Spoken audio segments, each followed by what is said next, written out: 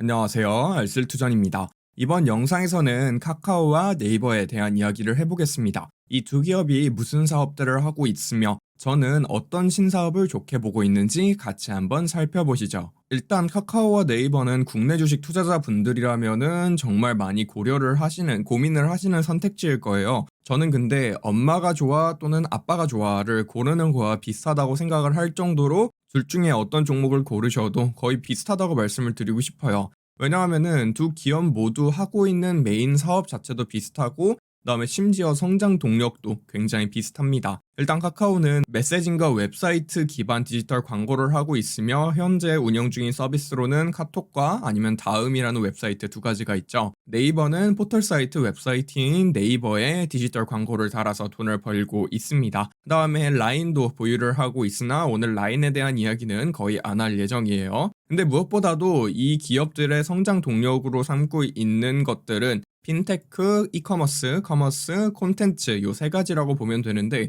요 세 가지를 전부 다 네이버와 카카오가 하고 있습니다. 그렇기 때문에 메인 사업도 비슷하고 신사업도 비슷하다라고 보시면 될 것 같고 일단 네이버하고 카카오가 무슨 사업을 하고 있는지 조금만 자세하게 알아보도록 할게요. 일단 네이버입니다. 네이버는 크게 이렇게 5가지 사업을 하고 있으며 분기별 매출 자료를 가지고 왔습니다. 보면은 총 매출이 1조 7천억인데 광고에서 나오는 매출이 한 8천억 원 정도가 됩니다. 즉 거의 한 반 정도가 아직까지는 광고 매출이라고 보시면 될 것 같고 이외에도 이커머스에서 발생하는 매출이 3,800억, 핀테크에서 발생하는 게 2,400억, 콘텐츠에서 발생하는 게 1,800억, 클라우드에서 발생하는 게 960억 이렇게 발생하고 있다고 보시면 되겠습니다. 그리고 뭐 이렇게 서치 플랫폼, 커머스, 핀테크, 콘텐츠, 클라우드 이렇게 5가지 사업을 네이버는 하고 있으며 세부적인 거는 조금 뒤에서 이야기를 드리도록 할게요. 일단 첫 번째로 커머스 그냥 간단하게 네이버의 스마트 스토어라고 생각을 하시면 될 것 같아요. 스마트 스토어는 셀러들이 직접 온라인 웹사이트를 만들 수 있게 도와주는 서비스이며 스마트 스토어를 이용하여 물건이 팔릴 경우 5% 정도의 수수료를 네이버가 가져가게 됩니다. 그 다음에 수수료 체계 같은 걸 보면은 네이버 쇼핑으로 검색이 돼가지고 물건을 살 경우 2%의 수수료가 나오게 되고 매출이 많이 발생하면 많이 발생할수록 수수료가 높아지는 그러한 체제를 띠고 있습니다. 그 다음에 최근에는 라이브 커머스 굉장히 핫하죠. 라이브 커머스를 할 수 있는 플랫폼을 제공하고 그 다음에 라이브 커머스에서 물건이 팔릴 경우 3%의 수수료를 떼고 있다고 합니다. 이외에도 네이버 플러스 멤버십이라는 약간 구독 모델도 도입을 하고 있고 멤버십 프로그램도 도입을 했다고 생각을 하시면 될 것 같고 그 다음에 각각의 진짜 실제 브랜드 요 스마트 스토어는 약간 영세 사업자를 위한 약간 소상공인들을 위한 홈쇼핑이라고 보시면 되고 브랜드 스토어는 약간 실제 브랜드 오너들 또는 공식 수입처랑 계약을 맺고 가져오는 스마트 스토어와 비슷한 개념이라고 보면 되는데요. 근데 제가 보기에는 브랜드 스토어랑 스마트 스토어랑 지금 그렇게 차별화가 안 되고 있어가지고 브랜드 스토어를 어떤 식으로 운영을 할지 조금 지켜보고 있는 단계에 있습니다. 근데 매출을 보면은 거의 분기별로 성장을 하고 있어요. 분기별로 지속적인 성장을 하고 있는 것은 굉장히 특이한 현상이기 때문에 만약에 네이버가 이커머스, 네이버 쇼핑만 따로 상장을 했다. 그럼 저는 무조건 비중을 높여서 보유를 하고 있을 만한 종목이라고 말씀을 드리고 싶습니다. 다음 두 번째로 네이버 핀테크. 다들 아시다시피 네이버 페이라는 게 있죠. 온라인에서도 쓸 수 있고 주로 온라인에서 많이 쓰고 있지만 오프라인에서도 요즘에 많이 쓸 수 있도록 가맹점을 늘리고 있다고 합니다. 그다음에 간편 결제를 제공하는 대가로 수수료를 받고 있고 그다음에 요게 보면은 네이버 페이 관련 수수료 비교를 한 거라고 하는데요. 이게 간편 결제다 보니까 카드를 등록을 해가지고 결제를 하는 시스템이거든요. 그렇기 때문에 카드사들은 그냥 원래 떼어가던 수수료를 다 떼어갑니다. 마스터카드라든지 비자가 떼어가는 네트워크 비용이 여기에 들어가겠고 그 다음에 네이버 페이가 간편 결제를 제공해주는 대가로 제공하는 수수료가 요만큼 더 붙게 되는 약간 이론상은 수수료가 더 비싸지는 구조라고 보시면 될 것 같아요. 그 다음에 스마트 스토어 셀러들, 스마트 스토어에서 물건을 팔고 있는 사업자 대표들에게 대출을 제공을 하고 있어요. 왜냐하면은 스마트 스토어에서 발생하는 실적을 기반으로 돈을 얼마나 많이 벌고 있는지가 예측이 가능하기 때문에 그거를 기반으로 소상공인 대출을 제공을 하고 있고 이거는 사실 페이팔이라든지 스퀘어라든지 알리바바 해외 기업들이 이미 하고 있는 것들이라고 보시면 될 것 같아요. 근데 매출 추이를 보면은 역시나 커머스와 비슷하게 굉장히 가파르고 꾸준하게 분기별로 성장을 하고 있는 모습을 보고 있어서 네이버 페이 역시 상장이 되어 있으면은 저는 따로 무조건 샀을 만한 종목이라고 말씀을 드리고 싶습니다. 그다음에 세 번째로 네이버의 콘텐츠 사업. 네이버의 콘텐츠 사업 사실 오늘의 메인 중에서 하나가 콘텐츠인데요. 일단 웹툰과 웹소설 플랫폼을 보유를 하고 있고 해외 웹툰과 웹소설 기업들을 인수를 하며 글로벌 웹툰 웹소설 기업이 되어가고 있어요. 이 잘 생각을 해보시면은 웹툰과 웹소설이라는 단일화된 플랫폼이 왔거든요. 영상 하면은 유튜브 요게 있는데 웹툰 하면은 그 다음에 그 지위를 지금 열심히 노리고 있는 게 네이버와 카카오라는 기업이고, 그다음에 돈을 버는 방법은 미리 보기 이렇게 해서 뭐 14일 후에 무료로 풀리는 것을 특정 재화를 지불하면 한 200원 정도 되는 재화를 지불을 하면은 무료로 볼 수 있는 시간을 말 그대로 시간을 사는 개념의 비즈니스 모델을 갖추고 있고, 그 다음에 뭐 여기에 광고를 달아가지고 돈을 버는 모델도 갖추고 있어요. 이외에도 음악 서비스도 제공을 하고 있죠. 바이브라든지 아니면 네이버 뮤직 이런 거 가지고 있고, 그다음에 게임도 있죠. 제페토라는 메타버스 관련 기업으로 묶이게 되는 계기도 있고, 그다음에 스노우라는 카메라 필터 앱도 이 네이버가 운영을 하고 있습니다. 근데 매출이 살짝은 들쑥날쑥하기는 한데 요거 조금 뛴 거 제외해가지고 이렇게 보면은 어쨌든 얘도 꾸준한 성장을 하고 있는 사업 영역이다라고 말씀을 드리고 싶습니다. 그다음에 네이버는 특이하게도 클라우드 사업도 하고 있습니다. 클라우드 ETF 관련된 영상에서 많이 설명을 드렸으니까 그 영상 가서 보시면 될 것 같고, 네이버의 경우 이아스, 피아스, 사스 전부 다 하고 있는 기업이라고 보시면 되고, 네이버 웍스로 이름이 바뀌었는데 원래는 라인웍스라는 협업 앱도 제공을 하고 있어요. 근데 지금 다들 아시다시피 라인이 일본에서 굉장히 강한 앱이잖아요. 일본에서 1등인 뭔가 협업 툴, 협업 앱이라고 합니다. 요거는 슬랙을 제쳤다고 합니다. 슬랙이 현재 1등, 마이크로소프트 팀스하고 슬랙하고 이제 시장을 양분을 하고 있는데, 네이버 웍스는 일본이라는 특수한 시장에서는 잘하고 있다. 보면은 뭐 메시징이라든지 아니면 그룹 나누는 거, 아니면 뭐 게시판, 캘린더, 주소로 할 일, 설문, 메일, 드라이브 이런 것들을 제공을 하는 게 네이버 웍스라고 보면 돼요. 사실 저는 네이버 클라우드 사업부는 그렇게 좋게만 보고 있지는 않고 실제로 숫자도 그렇게 훌륭하게 찍혀 있지는 않아요. IR 자료로 보니까 네이버는 클라우드 쪽을 굉장히 조금은 긍정적으로 보고 있는 것 같더라고요. 다음에 카카오로 넘어가 보도록 하죠. 카카오는 크게 플랫폼 비즈니스하고 콘텐츠 비즈니스 두 가지로 사업부를 나누고 있습니다. 그 다음에 플랫폼 비즈니스는 크게 카톡에서 발생하는 매출, 다음에서 발생하는 매출이고, 콘텐츠 비즈니스는 게임, 뮤직, 스토리, 미디어 이렇게 나눠져 있습니다. 그래서 비중을 보자면은 이제 플랫폼 비즈니스는 한 50%, 한 55% 정도를 꾸준하게 유지를 하고 있고, 그 다음에 콘텐츠 비즈니스는 한 45% 정도를 꾸준하게 유지를 하고 있다고 보시면 되겠습니다. 일단 카카오 콘텐츠 비즈니스가 조금 특이한 게 하나가 껴있어요. 일단 톡비즈라고 하는 사업부는 카카오톡 관련해서 발생하는 매출이라고 보시면 되고, 카카오톡에 이런 광고, 요 채팅창에 상단에 이런 광고 뜨잖아요. 이런 것들이 전부 다 카카오톡 관련 광고 매출이라고 보시면 되고, 그다음에 포털 비즈는 다음에서 발생하는 광고 매출이라고 보시면 돼요. 근데 톡비즈도 조금 특이한 게 대체로 광고 매출하고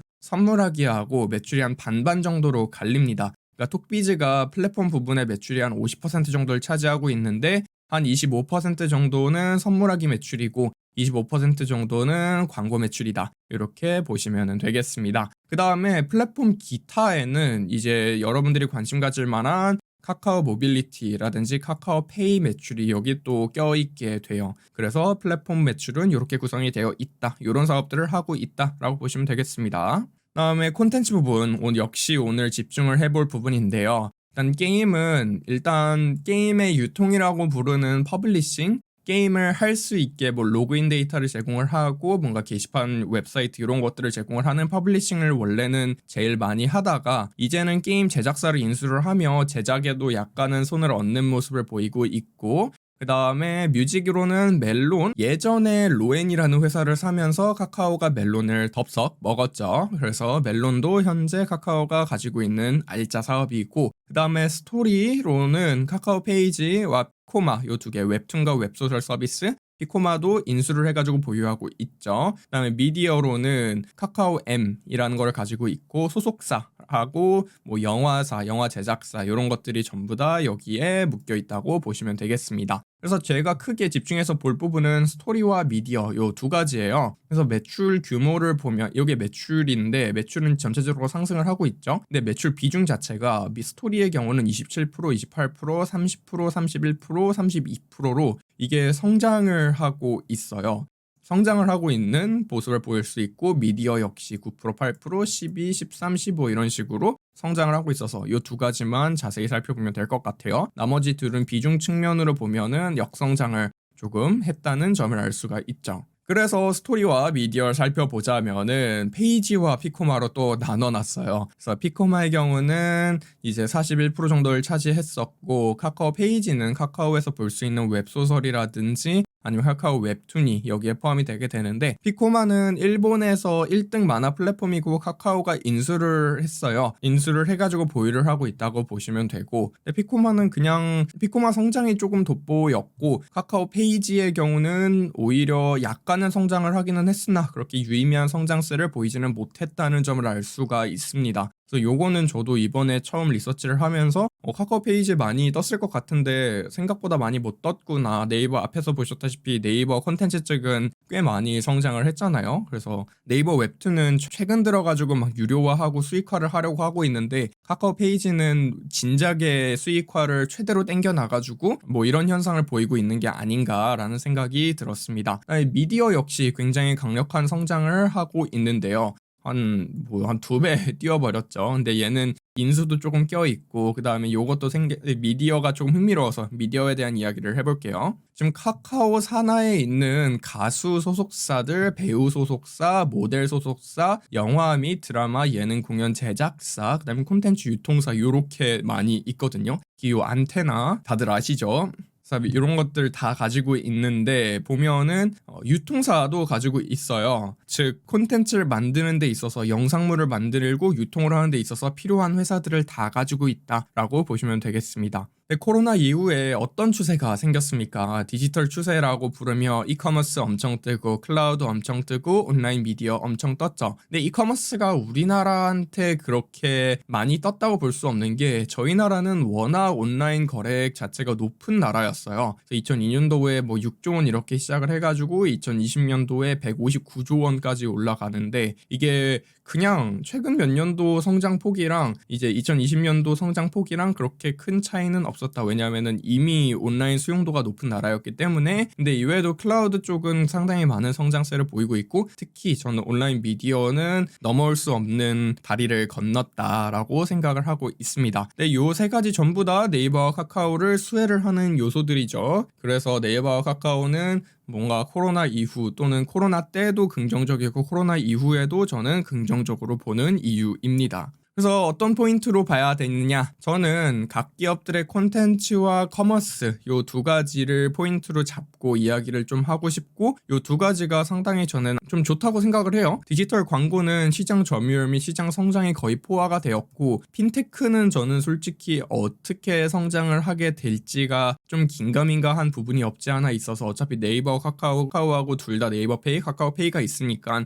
둘이 뭐 알아서 시장을 양분하지 않을까 그런 생각이 있는데 콘텐츠와 커머스는 조금 다른 느낌이 있기는 하거든요. 그래서 이 두 가지에 대한 이야기를 해보겠습니다. 네이버의 콘텐츠 사업을 보면은 웹툰, 웹소설, 그 다음에 게임인 제페토. 근데 제페토는 오늘 이야기를 할 부분에 대해서는 그렇게 유의미하지는 않고 카카오의 경우는 웹툰, 웹소설, 그 다음에 미디어라고 부르는 뭐 소속사라든지 아니면은 영화 제작사, 그다음에 게임 사업까지 보유를 하고 있습니다. 그다음에 네이버의 경우는 커머스는 스마트 스토어를 운영을 하고 있어서 수수료 기반으로 수익을 벌고 있고 카카오의 경우는 선물하기라는 어마어마한 게 있고 그다음에 톡스토어도 있는데 전 선물하기만 주로 이야기를 해보도록 하겠습니다. 그래서 웹툰, 웹소설, 그다음에 미디어 게임까지 그다음에 스마트 스토어, 선물하기 이렇게 네 가지에 대한 이야기를 해보도록 할게요.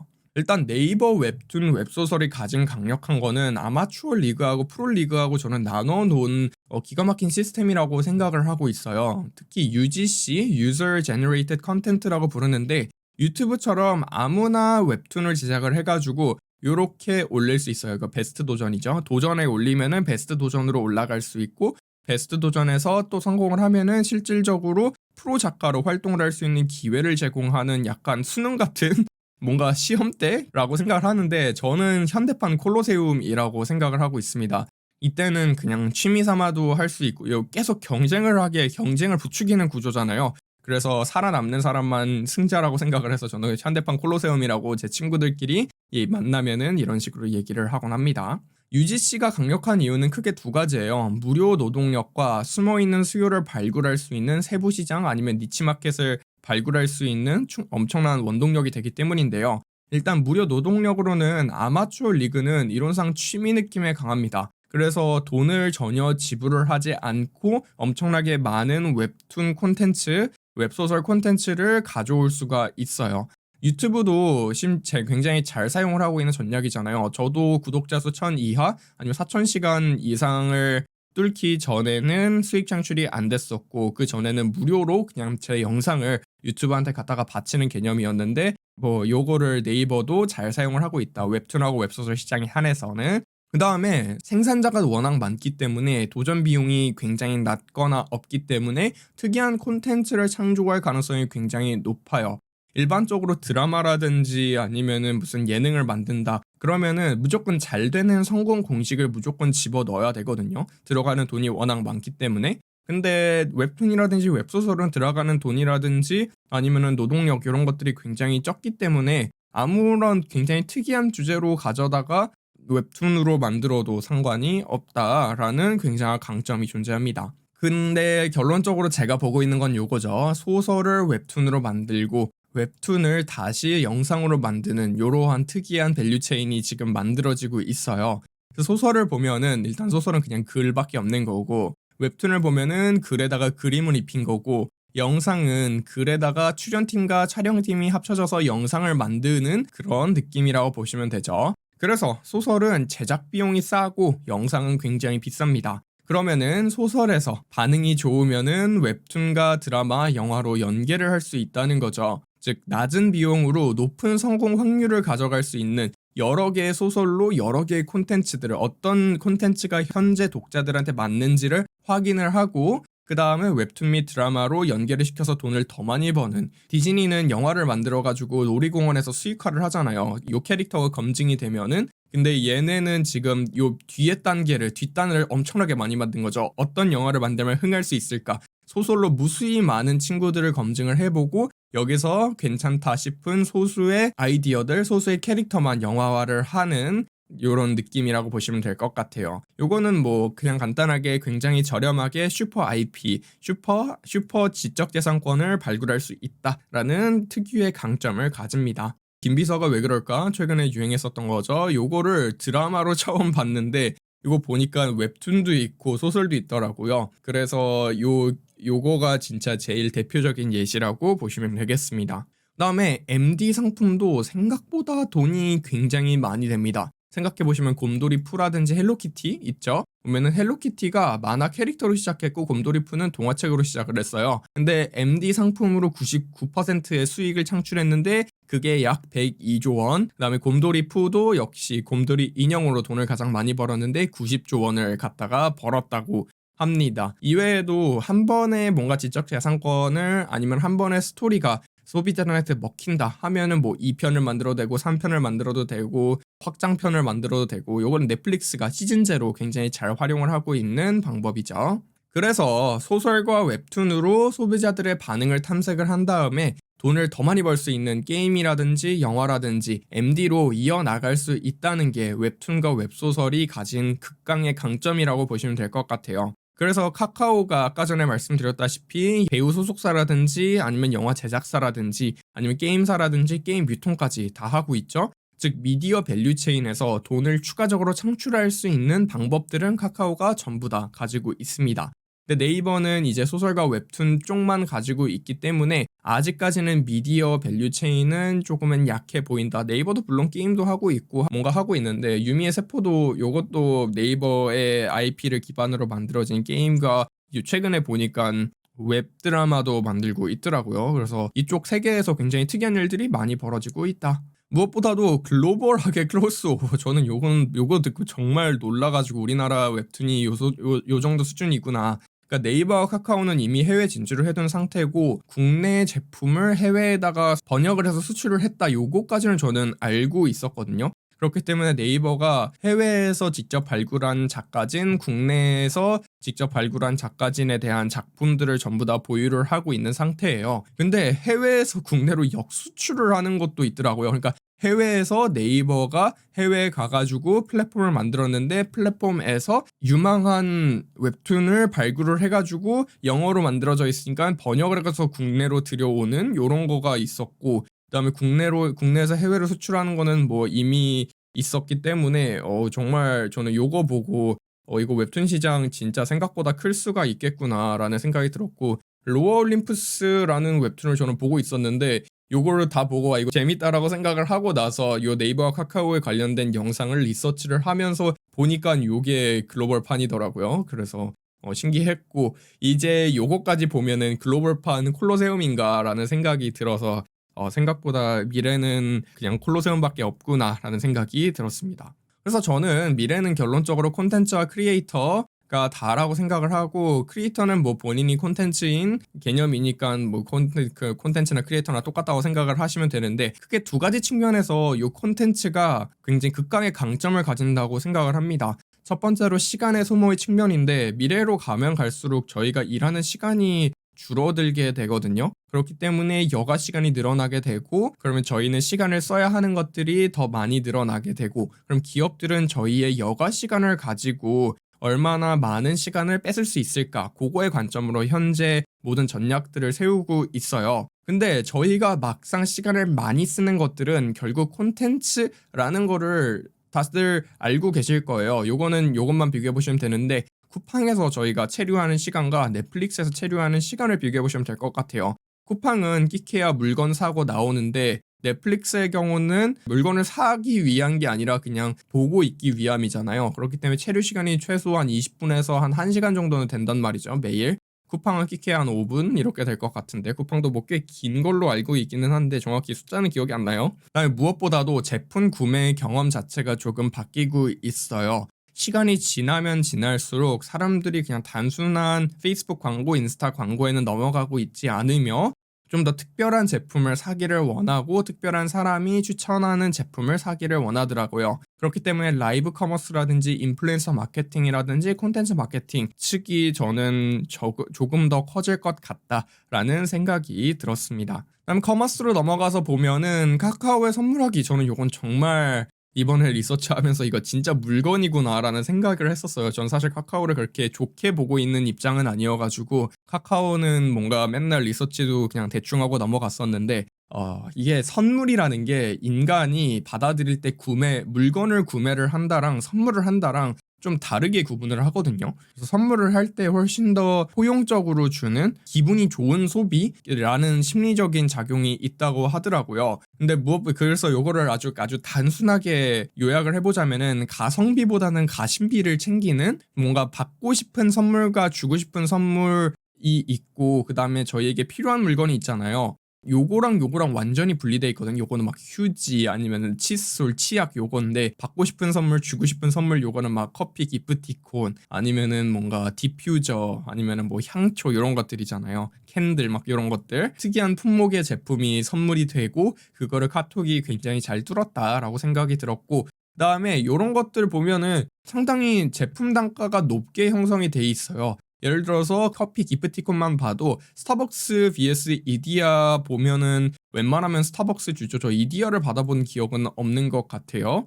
그래서 굉장히 특이하다라는 얘기를 하고 싶고, 그다음에 거래 수를 보면은 아주 잘 성장을 하고 있어요. 여기까지 와서는 그렇게 큰 폭의 성장이다라고 보긴 어렵으나, 그다음에 백화점 1층 전략을 현재 하고 있대요. 요거는 폴린의 아티클을 읽다가 나온 이야기를 조금 정리를 해봤어요. 그래서 케이크가 상당히 비싸잖아요. 그러니까 케이크 한 개를 받을 바에는 차라리 립스틱을 선물을 하는 특이한 문화가 형성이 되고 있다고 합니다. 제가 여성이 아니어서 모르겠어요. 왜냐면은 케이크는 여러 개를 받아봤자 먹기가 굉장히 애매한데, 립스틱은 여러 개가 있어도 색깔만 다르다면은 오케이라고 한답니다. 그 다음에 저는 커피 선물 엄청 많이 받고 받으면은 맨날 기간 연장하다가 몇 개는 막 환불되고 막 이런 경험이 조금 있거든요. 그래서 요거는 정말 특이한 전략이다. 근데 립스틱이라는 품목 자체가 명품 브랜드를 입문하는 입문템이래요. 그래서 명품 브랜드 입장에서는 현재 카카오톡이 신규 고객 아니면 어린 고객층을 확보할 수 있는 브랜드가 이제 각인이 되어 있지 않은 새로운 소비자들, 어린 소비자들을 확보할 수 있는 신규 채널이라는 거죠. 그렇기 때문에 카톡 쇼핑에 보면은 정말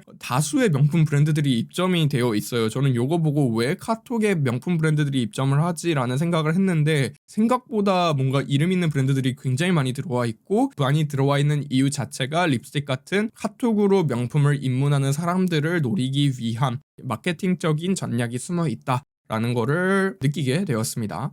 다음에 카머스 스마트 스토어에 대한 이야기를 해볼 건데 스마트 스토어는 그냥 네이버 카페 같이 굉장히 사용하기 쉬운 인터넷 쇼핑몰이라고 보시면 될 것 같아요. 그러니까 만들기도 쉽고 사용하기도 쉽고 그러면은 더 많은 판매자가 늘리고 더 많은 구매자가 늘어나는 그러한 선순환 구조가 돌고 있는 플랫폼이라고 보시면 되고 그 다음에 네이버는 기존의 서비스인 검색하고 그 다음에 광고로 유기적인 연결이 가능하기 때문에 네이버는 정말 스마트 스토어 잘했다고 저는 생각이 들었습니다. 그다음에 품목이 많아질수록 당연하겠지만 검색은 컨텐츠가 많아지는 거니까 검색은 강화가 되게 되고 그다음에 판매자 간 경쟁이 격해질수록 서로 광고를 더 비싼 가격에 하려고 하기 때문에 요거 전부 다 경매식으로 운영이 되잖아요. 광고들은. 그래서 경매식으로 돌아가기 때문에 경쟁이 격해질수록 광고 매출이 증가하는 뭐 네이버 입장에서는 요러나 저러나 다 긍정적으로밖에 볼 수가 없겠습니다. 그래서 결론적으로 최근 트렌드는 전부 다 쌍방향 플랫폼을 누가 쥐고 있느냐라는 거고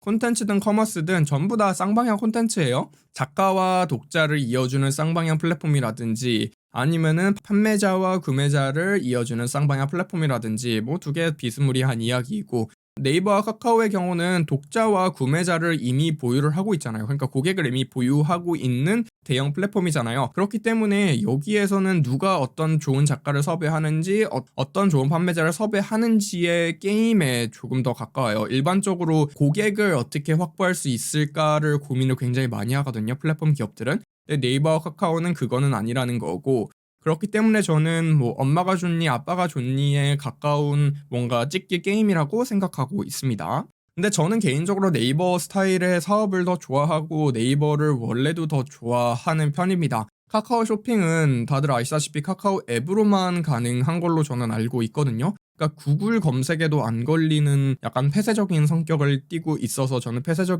뭔가 너무 폐쇄적이면 그렇게 좋다고 생각을 하지는 않습니다. 그래서 내 카카오 쇼핑이라든지 선물하기라든지 약간은 성격이 다르다라는 이야기를 하고 싶고 네이버 스마트 스토어는 뭐 검색부터 다 걸리죠.